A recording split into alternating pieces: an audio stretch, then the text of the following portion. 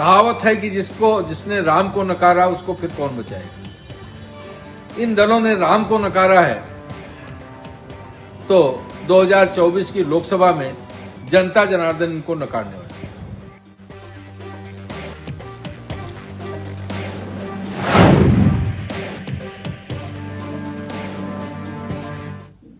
नमस्कार, India voice पर स्वागत है आपका। मैं हूं आपके साथ प्रियंका मिश्रा। इंडिया गठबंधन में 14 दलों की वर्चुअल बैठक में संयोजक और सीट शेयरिंग को लेकर 2 घंटे चली मशक्कत के बाद आखिर गठबंधन का संयोजक कौन होगा, इस पर अभी भी सस्पेंस बरकरार है।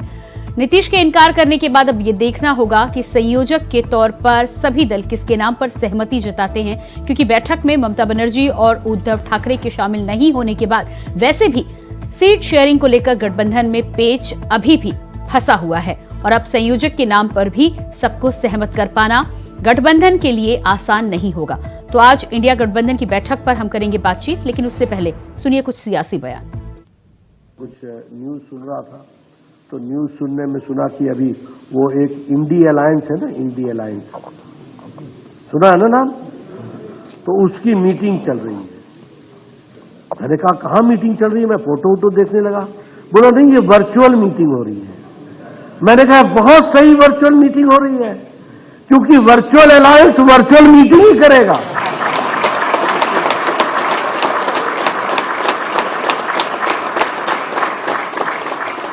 ये तो वर्चुअल अलायंस है, तो ये वर्चुअल मीटिंग करेगा, रस्म अदायगी करेगा और क्या करेगा, और इससे ज्यादा ये क्या कर सकते हैं।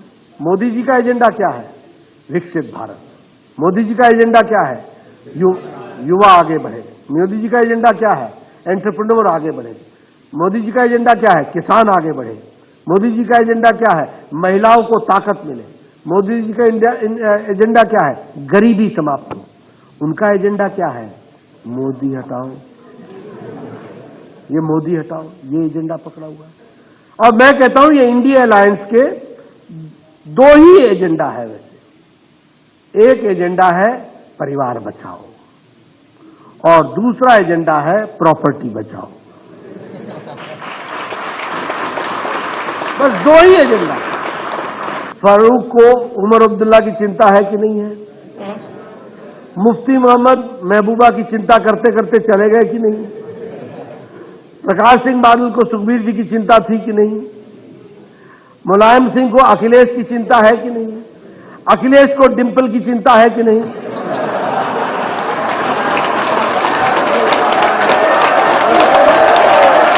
आप बताइए, आप बताइए।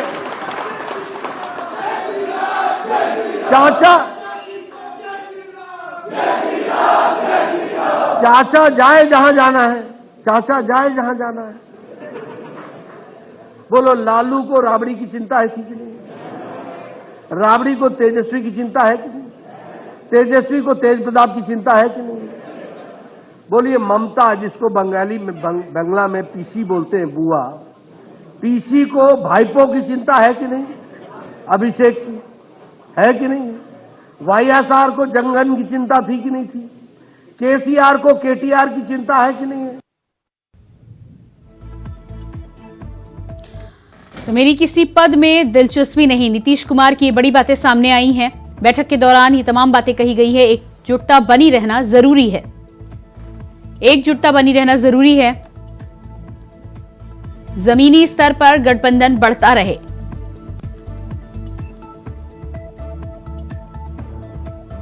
सीट बंटवारा सबसे बड़ी चुनौती।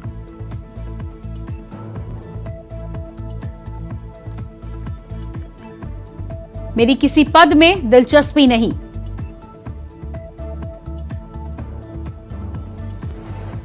एकजुटता बनी रहना चाहिए।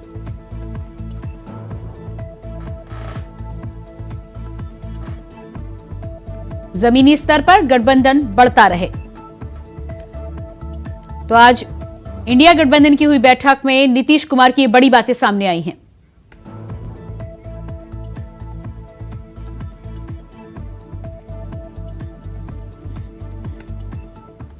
तो आज इसी मुद्दे पर हम करेंगे चर्चा। हमारे साथ केसी जैन जी, नेता बीजेपी से जुड़ चुके हैं, स्वागत है आपका। इसके अलावा आरसी चौधरी जी, प्रवक्ता कांग्रेस से हमारे साथ हैं, आपका भी बहुत बहुत स्वागत है। और अमिताभ कुमार जी, वरिष्ठ पत्रकार, हमारे साथ जुड़ चुके हैं, आपका भी बहुत बहुत स्वागत है। सबसे पहला सवाल केसी जैन जी आपसे, जिस तरह से इंडिया गठबंधन की आज बैठक हुई है लेकिन सीट शेयरिंग को लेकर अभी कुछ निकलकर सामने नहीं आया, ऊपर से ममता बनर्जी और उद्धव ठाकरे जिस तरह से बैठक में शामिल नहीं हुए हैं, इस पर क्या कहना है आपका? देखिए प्रियंका जी, मुख्य बात यह है कि जो ये कवायद चल रही गठबंधन को लेकर के, सीट शेयरिंग को लेकर के, दरअसल ये मामला इसलिए नहीं हल हो पा रहा है। और किसी बैठक में नीतीश जी शामिल नहीं होते हैं, किसी में अखिलेश जी शामिल नहीं होते हैं, किसी में केजरीवाल जी शामिल नहीं होते हैं और किसी में ममता जी शामिल नहीं होते। तो कुल मिलाकर के आखिर असमंजस की स्थिति क्यों? और जब इस पे सवाल उठता है तो खास करके कांग्रेस का जवाब आता है कि भाई हमारा गठबंधन है, हम तय करेंगे। अरे आपका गठबंधन कोई आपके घर की खिचड़ी नहीं पक रही है, आप जनता के बीच में जा रहे हैं। जनता जानना चाहती है कि आपके मुद्दे क्या है, आप किस आधार पर गठबंधन में है और मोदी जी को हटाना क्यों चाहते हैं। तो इसका तो आपके पास कोई जवाब नहीं है।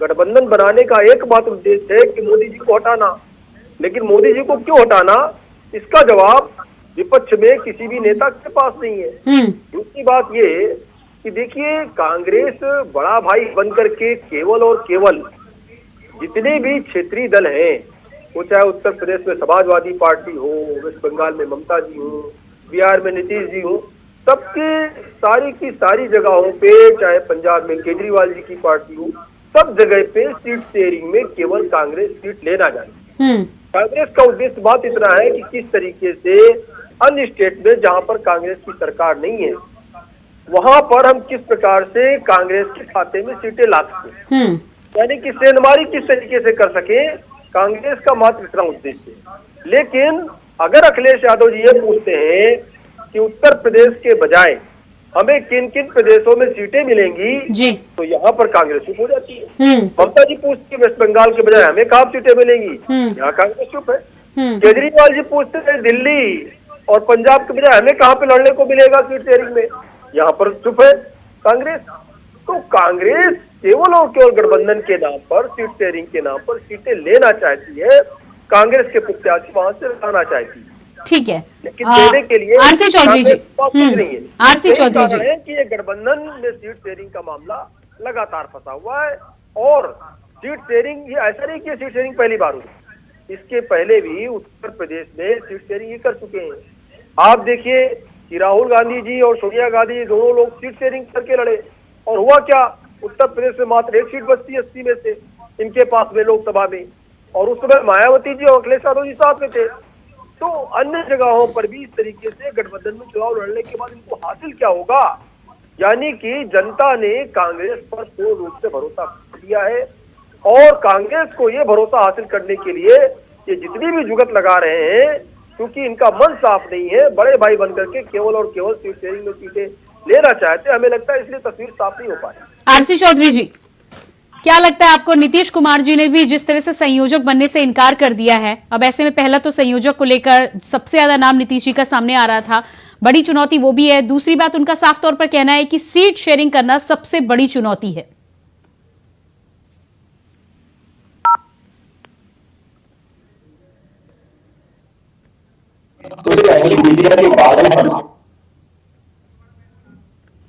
आरसी चौधरी जी, आपके पास मैं आती हूँ। अमिताभ जी भी हमारे साथ लगातार बने हुए हैं। अमिताभ जी, जिस तरह से इंडिया गठबंधन की आज वर्चुअल बैठक हुई है, लेकिन बैठक के बाद भी नतीजा सिफर ही रहा। ये संकेत खतरनाक है। विपक्षी गठबंधन जो है उसमें मुझे कुछ गड़बड़ नजर आ रही है अब, और लग नहीं रहा है कि ये लोग एक साथ हो करके सही तालमेल के साथ लड़ पाएंगे। हो सकता है कि एक आध दल जो है इधर उधर छिटके जी। जिस तरीके से अचानक जो है अध्यक्ष बनाने की बात कांग्रेस की तरफ से आ गई है, कांग्रेस जो है गठबंधन पे अपनी पकड़ बनाए रखना चाहती है, और ये गलती वो लगातार शुरू से कर रही है। जिस आदमी ने मेहनत किया, नीतीश कुमार, उसको इन्होंने दुखी किया, नाराज कर दिया है अब, और अब उनको संयोजक बनाने की बात भी कर रहे हैं, तो पहले एक उसके सर पे चेयरमैन बिठा रहे हैं अपना। तो कांग्रेस का ये जो जिद्दी रुख है ना, वो बहुत दबे छुपे ढंग से राज करने और तानाशाही वाले अंदाज में सारे छोटे दलों को अपने अंडर लेकर के और चुनाव लड़ेंगे, ऐसा भाव जो है, इसकी वजह से मुझे लग रहा है कि ममता जी भी अब थोड़ा सा साइड हो रही हैं, जो आज के इसमें साफ साफ नजर आया है। और नीतीश बाबू ने भी जैसे ही सुना कि एक चेयरमैन भी बन रहा है, आप देखिए उन्होंने मना कर दिया है कि हमें संयोजक बनना नहीं है, आप संभालिए संयोजक का भी पद जी।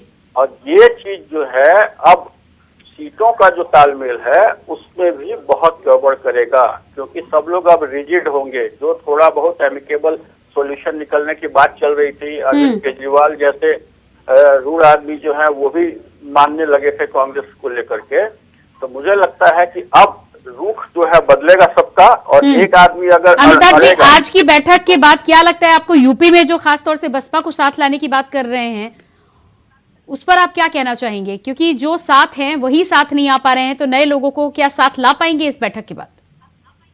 नहीं, देखिए अखिलेश जी तो पहले एकदम इस पक्ष में नहीं थे, लेकिन परसों और कल जो है थोड़ा सा ऐसी बातचीत में लगा कि शायद वो भी राजी हो जाएं जी, क्योंकि वो थोड़ा बहुत विनम्र हो रहे थे और बसपा के खिलाफ जो अपने नेताओं के बयानों पे उन्होंने थोड़ा काबू करने के लिए, जुबान पर काबू रखने के लिए कहा था उन्होंने जी।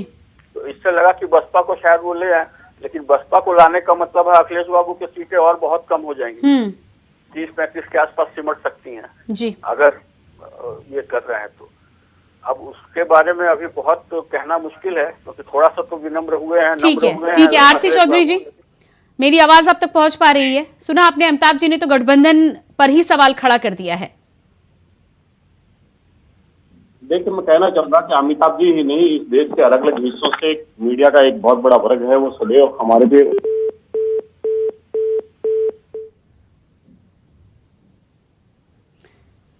ठीक है, आती हूँ मैं आपके पास। हमारे साथ आम आदमी पार्टी से रमन सिंह आजाद जी भी जुड़ चुके हैं, आप नेता।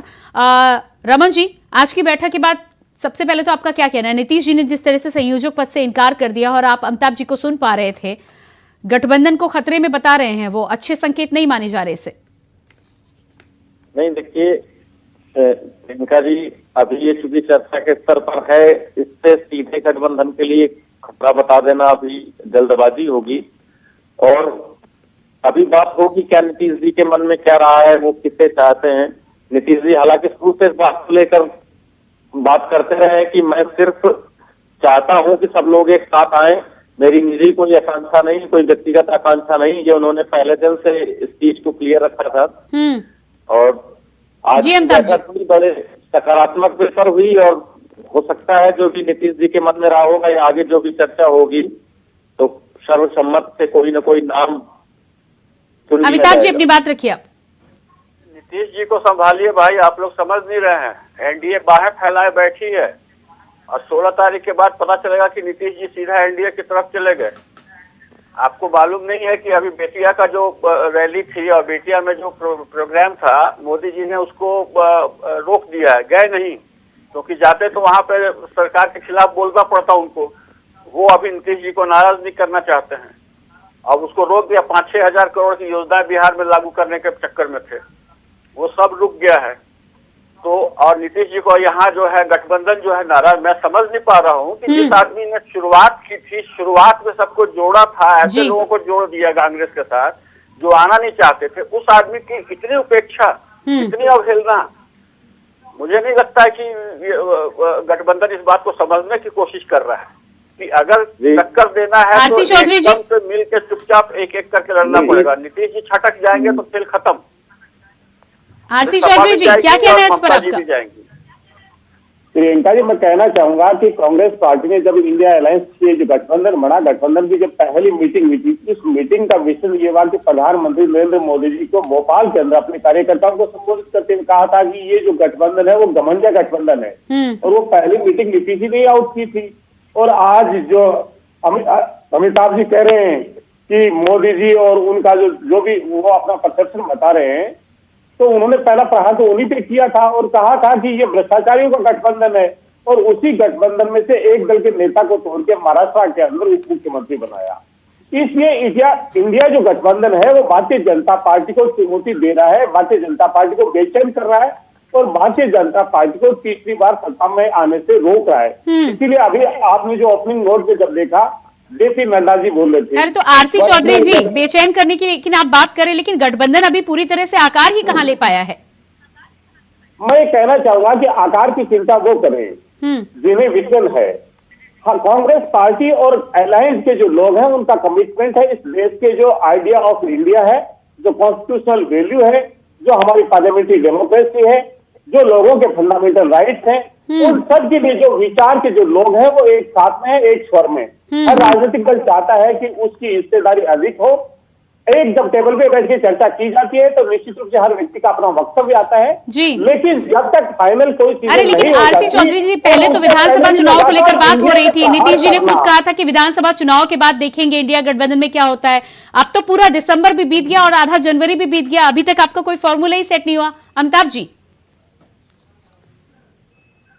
को समझने को तैयार ही नहीं है। और मुझे लगता है एकमात्र कारण गठबंधन के बिखरने के या बेमन से लड़ने वाली होगी ना, तो उसका पूरा जिम्मा मैं कांग्रेस के ऊपर डालूंगा। ये कर्नाटक क्या जीत गए इन्होंने सारा जो है अपना गठबंधन के जो प्रयास थे उसमें पानी फेरना शुरू कर दिया है।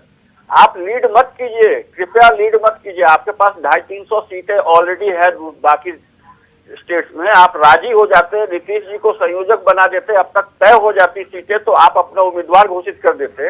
और जो स्थानीय स्तर पे जो तालमेल चाहिए आपके कार्यकर्ताओं और समर्थकों के बीच में, उसके बनने की नौबत आती, आप उसका मौका ही नहीं दे रहे हैं। चुनाव सिर पे खड़ा हो गया। जवाब दीजिएगा आरसी चौधरी जी को मना नहीं पा रहे हैं आप लोग। हमें नहीं लग रहा है जो भी गड़बड़ होगा उसके लिए कांग्रेस जिम्मेवार है और बहुत बुरी तरह फिर इसके बाद जो है पिटेगी, क्योंकि एनडीए तो चुनाव की मतलब प्रचार कर रही है, तैयारियां तो छोड़िए। आरसी चौधरी जी देखिए, बड़े वरिष्ठ पत्रकार है और उन्होंने बात कहा कि कर्नाटक का चुनाव का नतीजा हो चाहे हिमाचल का हो। जिस हिमाचल के प्रदेश से ही भारतीय जनता पार्टी के राष्ट्रीय अध्यक्ष आते थे और कहा था कि मैं बेटा हूँ, और रिवाज बदलने की बातें की थी, और वही कर्नाटक से बातें की।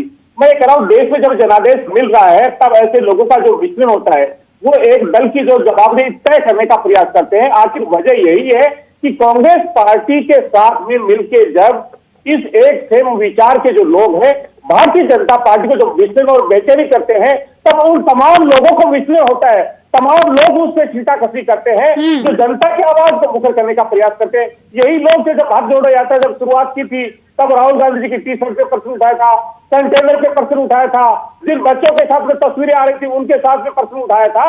आखिर मैं कह रहा हूं कि जिम्मेदारी ये बनती है लोकतंत्र के चौथे स्तंभ की भी कि सत्तारूढ़ दल के साथ में बैठे हुए जनता की आवाज को मुखर किया जाए, लेकिन बार बार उस आवाज को कुंठ करने का प्रयास किया जाता है जो हिंदुस्तान के आम और आवाम की आवाज को बुलंद करने का प्रयास कर रहे हैं। देश की जनता की आवाज नहीं सुन रहे हैं, जनता का जो माहौल है जनता को नहीं देख रहे हैं और नेतृत्व करने की कोशिश कर रहे हैं। महाराष्ट्र की वजह से खाएगा के लिए हर उस विचार का व्यक्ति, हर उस विचार का दल भारतीय जनता पार्टी को चुनौती देगा और 2024 में देखने वाला होगा कि ये लोग जो बातें कर रहे हैं, जो एक व्यक्ति पूरे देश के ऊपर नहीं। लेकिन आरसी चौधरी जी आप ये बताइए, आरसी चौधरी जी आप ये बताइए, पूरे मीडिया की आवाज को आप एक तरफा कैसे बता सकते हैं? यदि आपके फैसले उससे इतर आ रहे होते तब तो आप फिर भी सवाल खड़ा कर सकते थे कि जनता आपको कोई दूसरा मैंडेट दे रही है और मीडिया कोई दूसरा मैंडेट दे रही है। लेकिन मीडिया यदि आईना दिखाने की कोशिश कर रहे हैं और यदि आप उसे नहीं देखना चाहते तो फिर ये आपकी मर्जी है।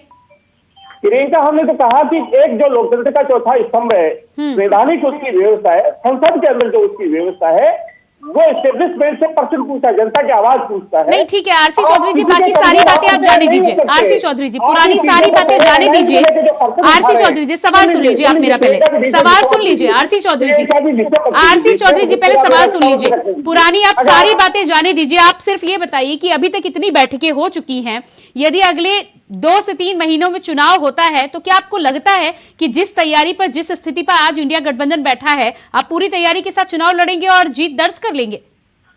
मैं कहना चाहूंगा कि गठबंधन के जो लोग हैं, अलग अलग राज्यों में जो रीजनल पार्टी की सरकारें हैं, उनके तमाम के साथ में हमारे जो घटक दल जो लोग हैं उनकी बैठ के लगातार चर्चाएं हो रही है। निश्चित रूप से इंडिया गठबंधन की जो आज मीटिंग है वो वर्चुअल तौर पे 5वीं मीटिंग हुई होगी, लेकिन अलायंस को लेकर चाहे दिल्ली के अंदर हो, चाहे पंजाब में हो, चाहे उत्तर प्रदेश में हो, चाहे बिहार में हो, चाहे पश्चिम बंगाल में हो, लगातार संवाद हो रहा है क्योंकि जिस जिस जगह पे रीजनल पार्टी रमन सिंह जी, क्या आपको लगता है अलग अलग विषयों में बातें जी, कर रहे हैं, और उसका जो नतीजा है मीडिया के माध्यम से आप जो अपनी खबरें बताते हैं कि इस जगह पे बैठी है, जब तक डिसीजन अंतिम नहीं हो जाता, इसलिए मैं कहता हूं कि उस नैरेटिव को कभी भी कुंद नहीं किया जा सकता। जो एक सशक्त दशकों के बाद में केंद्र के अंदर सशक्त सरकार बनी थी, जवाबदेह सरकार होनी चाहिए थी, उस जवाबदेह और अहंकारी सरकार को आज विचलित हो रहा है और मोदी जी को बेचैनी बढ़ रही है, और उन्हें बार बार हर उस मीटिंग पे उन्हें अपनी टीका टिप्पणी करनी पड़ती है। 10 साल की कोई उपलब्धि नहीं है, अचीवमेंट्स नहीं है, लेकिन इंडिया के ऊपर प्रहार करेंगे, उनके घटक दलों पे प्रहार करेंगे। हम जानते हैं कि जो हमारे जो अलायंस जो वो दल है, उनके ईडी, सीबीआई, आईटी के द्वारा वो लगातार जो हमला करके इसको कुंद करने का प्रयास कर रहे, लेकिन देश की जनता समझ रही है और देश की जनता एक नैरेटिव बना चुकी है कि सशक्त सरकार जिसे जवाबदेही के लिए चुना था, उसे जवाब दीजिएगा इस पर। जी देखिए प्रियंका जी, प्रहार तो गठबंधन के लोग एक दूसरे पर कर रहे हैं। अभी कुछ समय पहले जब विधानसभा चुनाव थे 5 राज्यों के, तब ये एक दूसरे को मंच से गालियां दे रहे थे, एक दूसरे की कमियां बता रहे थे, एक दूसरे को भ्रष्टाचारी बता रहे थे। तो जब अभी कुछ समय पहले एक दूसरे को भ्रष्टाचारी बता रहे थे, अब ये साथ में आकर के कहेंगे नहीं नहीं ये ईमानदार है, ये ईमानदार है, इस बात को जनता कहाँ मानने वाली है। दूसरी बात ये कि इनको किसी पर भरोसा नहीं है, न तो अपने घटक दलों पर भरोसा है, न तो भारत देश के चुनाव आयोग पर भरोसा है, न तो न्यायपालिका पर भरोसा है, न ईडी सीबीआई पर भरोसा है, और न ही ईवीएम मशीन पर भरोसा है। तो कुल मिलाकर के इनको न तो देश की जो हमारी सैन्य शक्ति है, जब सर्जिकल स्ट्राइक होता है उस पर भी भरोसा नहीं है, जब कोरोना काल में वैक्सीन बन के आती है उस पर भी सवाल उठाते हैं। तो जनता ने देखा है कि आप विरोध किस चीज का कर रहे हैं, आप विरोध भारत देश का कर रहे हैं, राष्ट्रीय संसाधनों का विरोध कर रहे हैं, आप भारतीय जनता पार्टी और मोदी जी का विरोध नहीं कर रहे हैं। और जनता ऐसी स्थिति में आपको बिल्कुल नहीं पसंद करने वाली है कि आप देश की सैन्य शक्ति का विरोध करें, आप अपने जो डॉक्टर्स है, जो साइंटिस्ट है, उन पर भरोसा ना हो। देश के संविधान को आप हमेशा खतरे में बताते हैं, चुनाव आ जाए तो देश का संविधान खतरे में, चुनाव जीत जाए तो सब कुछ ठीक ठीक, ये ऐसे कैसे चलेगा? रमन सिंह जी अपना पक्ष रखिएगा, क्या लगता है आपको कि इंडिया गठबंधन तैयार है चुनाव में जाने के लिए? आपका स्टैंडर्ड ही क्लियर नहीं है, आप कंफ्यूज है। प्रियंका जी जो अभी तक की जो बैठकें हैं बड़ी सकारात्मक वे पे हैं, चाहे शिवसेना और कांग्रेस के मध्य महाराष्ट्र की बैठक हो या कल आम आदमी पार्टी और कांग्रेस के बीच की बैठक, राघव चड्ढा और मुकुल वासनिक जी के बीच की बैठक हो, दोनों तरफ के डेलीगेशन कल मिले। जो इंडिया गठबंधन का सीट शेयरिंग वाला है वो बिल्कुल फाइनल स्टेज पर है। कई राज्यों में बिल्कुल सिर्फ ये है कि घोषणा बाकी है, सभी राज्यों में जो रूटीन बैठकें होती हैं उसके अलावा भी सीट शेयरिंग पर जो जिस राज्य में मजबूत दल है, घटक दल, वो सभी आपस में बातचीत करके उस पर आगे बढ़ रहे हैं और बहुत जल्दी ही इस पर सीट शेयरिंग वाला भी आ जाएगा। और चूंकि ये चुनाव व्यक्तिगत महत्वाकांक्षा का नहीं है, इस पूरे इंडिया गठबंधन में जो सबसे अच्छी बात है कि कोई भी नेता आगे आकर ये नहीं कह रहा कि नहीं मैं लीड करूंगा या हमें आप प्रधानमंत्री पद का उम्मीदवार बना दीजिए। ठीक है, बहुत अच्छी बात है, बहुत अच्छी बात है रमन सिंह जी। यूपी में सीटें मिल रही हैं क्या आपको?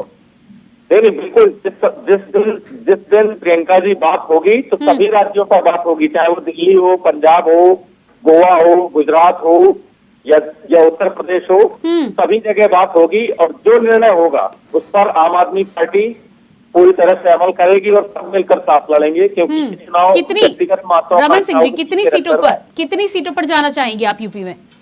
देखिए प्रियंका जी, जिस जगह जिस दल का जैसा संगठन है, जैसी उसकी उपस्थिति है, उसी हिसाब से सारी चीजें तय होंगी। नहीं, लेकिन यूपी में मुझे तो गुंजाइश नजर नहीं आ रही है। अखिलेश जी पहले ही 65 से 52 पे आ चुके हैं, 17 पे कांग्रेस है, रही सही बसपा यदि आती है तो सीटों का बंटवारा तो और खतरनाक लग रहा है। उसमें आम आदमी पार्टी की जगह आप देख पा रहे हैं क्या? अभी से 65 सीटें या 70 सीटें कह देना जल्दबाजी होगी, सर्वे भी हो रहे हैं और अगर हो सकता है 65 नहीं 52 तक तो आ गए वो, लेकिन आपको लगता है कि इससे नीचे जा पाएंगे वो? हो सकता है उनको 70 सीटें मिल जाए या ऐसा लगे कि सपा पूरी सीटों पर जीत सकती है, हो सकता है उनको। तो यानी कि आप ये कहना चाह रहे हैं कि आप और कांग्रेस दोनों ही कुर्बानी देने के लिए तैयार हैं यूपी में? इस पूरे गठबंधन में जो सबसे अच्छी बात प्रियंका जी वही है कि हर दल कुर्बानी को तैयार है, क्योंकि ये सवाल व्यक्तिगत राजनीति अच्छा, दिल्ली और पंजाब में कितनी कुर्बानी देंगे आप? ये सवाल सत्ता का नहीं, ये सवाल देश का है। नहीं, ये बताइए, वो तो ठीक है, यूपी में आप दे दे कुर्बानी समझ आता है, दिल्ली और पंजाब में कितनी कुर्बानी देंगे आप? बिल्कुल, जहां भी लगेगा, क्योंकि ये प्रत्याशी जो होगा किसी भी सीट पर वो किसी पार्टी का नहीं होगा, वो इंडिया गठबंधन का होगा। जहां लगेगा कि आम आदमी पार्टी सीट पर जीत सकती है तो और आम आदमी पार्टी का प्रत्याशी होगा। अगर कहीं लगता है कि यहाँ कांग्रेस जो हमारी सहयोगी दल है, कांग्रेस अगर दिल्ली या पंजाब किसी भी सीट पर अगर लगता है कि कांग्रेस सीट पर मजबूत है और वहां बहुत अच्छे से लड़ेगी तो उस जगह कांग्रेस का प्रत्याशी होगा। नहीं, मैंने पूछा क्योंकि यूपी में अभी तक आम आदमी पार्टी का नाम कोई गणित में आया नहीं। आरसी चौधरी जी। प्रियंका जी, मैं मैं आपसे गुजारिश करना चाहूंगा, कैसी जैन साहब बैठे इनसे पूछ लीजिए कि उड़ीसा के अंदर उनके गठबंधन की बातें हो गई क्या, उनसे पूछ लीजिए कर्नाटक में हो गई क्या बीजेडीएस के साथ में, उनसे पूछिए सीट शेयरिंग का क्या फॉर्मूला हो रहा है। आरसी चौधरी जी, आज इंडिया गठबंधन की बैठक हुई है, मैं इंडिया गठबंधन पे बात करना चाह रही हूँ। मैं कह रहा हूँ आपको एनडीए, आपको नहीं लगता, आपको केंद्र में अलग चुनाव नहीं लड़ते? इंडिया से पहले एनडीए की ज्यादा चिंता हो जाती है फिर कभी कभी? हमें इसलिए कि आपको याद दिलाना पड़ता है कि इस देश के अंदर दो एलायंस हैं।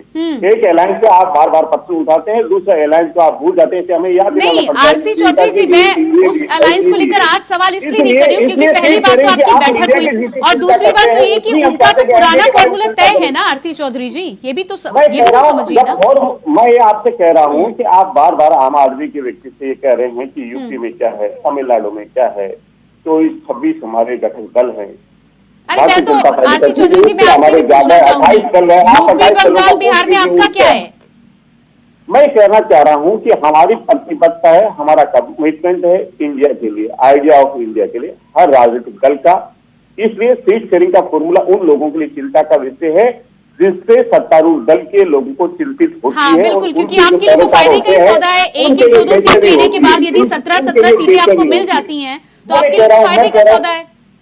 नहीं, आप हाँ, ये निश्चित रूप से कांग्रेस की चिंता आप कीजिए कि कांग्रेस के लिए फायदा क्या है, दूसरा नुकसान क्या है, उसके लिए हम धन्यवाद देंगे कि आप हमें सुझाव करना चाहते हैं। लेकिन हम कांग्रेस से पहले इस राष्ट्र के बारे में सोचना चाहते हैं, कांग्रेस से पहले इन कॉन्स्टिट्यूशनल वैल्यूज की सोचना चाहते हैं। अमिताभ जी, क्या लगता है आपको? हम तमाम उन मुद्दों की चिंता करना चाहते हैं। अमिताभ जी, क्या लगता है आपको कि पहले कांग्रेस के बारे में सोचा जा रहा है या पहले देश के बारे में सोचा जा रहा है? नहीं, शुद्ध रूप से अपना स्वार्थ है, उसके लड़ाई हो रही है, नहीं तो ये गठबंधन हो गया होता। ये लोग समझते हैं कि हम किसी के पक्ष में नहीं बोल रहे हैं। जनता के बीच जो भावनाएं दिख रही हैं वो हम आपको बता रहे हैं। आप अगर नहीं समझ रहे हैं तो आप गलती कर रहे हैं। और कांग्रेस जिस तरीके से कोशिश करी, वो समझ रही कि मैं अभी भी लीड करूंगी। कांग्रेस तो अभी तक उतर नहीं रही है जमीन पे, उसे लगता है कि अब सबसे बड़े पार्टी है, इसलिए लीड हमें ही करना चाहिए और बाकी दलों को हमारे पीछे आना चाहिए, इसलिए कि लोकतंत्र खतरे में, और ये सब बातें कह रहे हैं आप। जनता खूब समझती है, सारी चीजों को देख रही है। भाई साहब, आप अभी जमीन पर आइए और जो भी छोटी पार्टियां हैं उनको छोटा ना समझ करके बराबर में ट्रीट कीजिए। जितना आराम से उनसे सीटें मिल जाए लीजिए, बाकी आपके पास बहुत बड़ा मैदान है। ठीक है अमिताभ जी, अभी तक तो फैसला आया नहीं है, देखते हैं क्या कुछ फैसला इस बैठक के बाद निकलकर सामने आता है। हालांकि बैठक हो चुकी है लेकिन अभी खबरें नहीं आई है। बहुत बहुत धन्यवाद मैं आप सभी को देना चाहूंगी, केसी जैन जी, आरसी चौधरी जी, अमिताभ जी और रमन जी, बहुत बहुत धन्यवाद आप सभी का। तो इंडिया गठबंधन की जिस तरह से वर्चुअल बैठक हुई है, 14 दलों ने हिस्सा लिया, कुछ लोगों ने हिस्सा नहीं भी लिया है, लेकिन पेच अभी भी सीट शेयरिंग को लेकर भी, नेता को लेकर भी और संयोजक को लेकर भी फंसा हुआ है। अब देखना यह होगा कि इस पर कितनी जल्दी इंडिया गठबंधन फैसला लेने में कामयाब हो पाता है। फिलहाल हमारे इस खास कार्यक्रम में इतना ही। खबरों के लिए बने रहिए इंडिया वॉइस के साथ। मुझे दीजिए इजाजत, नमस्कार। कहावत है कि जिसने राम को नकारा उसको फिर कौन बचाएगा। इन दलों ने राम को नकारा है तो 2024 की लोकसभा में जनता जनार्दन इनको नकारने वाली।